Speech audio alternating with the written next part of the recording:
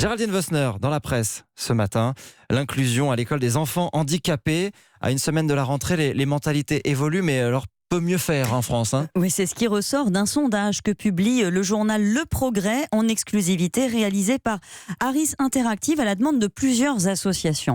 Il mesure à la fois la perception des Français sur l'accueil des enfants handicapés à l'école et à quel point ils sont ouverts à l'inclusion. Premier constat, même si le gouvernement braque le projecteur sur ces formidables efforts, 62% des personnes interrogées pensent toujours que s'insérer dans le système scolaire quand on est en fauteuil roulant, c'est difficile.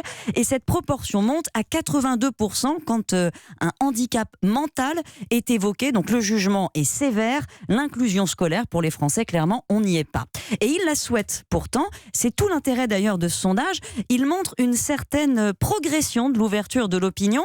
89% des sondés se disent favorables à ce que les enfants handicapés moteurs soient scolarisés dans des classes du secteur public. Donc c'est massif.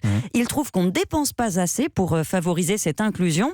Et 70% y sont aussi favorables pour les enfants atteints de déficience intellectuelle ou de trisomie 21.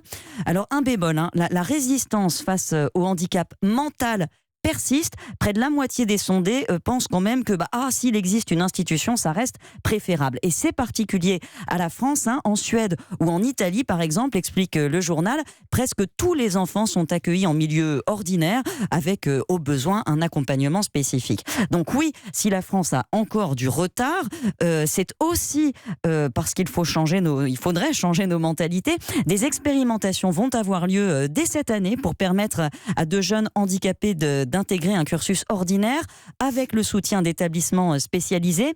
Les enseignants eux-mêmes restent réticents, ils estiment mal préparés et ils pointent ce problème récurrent de formation, de précarité des auxiliaires de vie qui sont censés accompagner les enfants.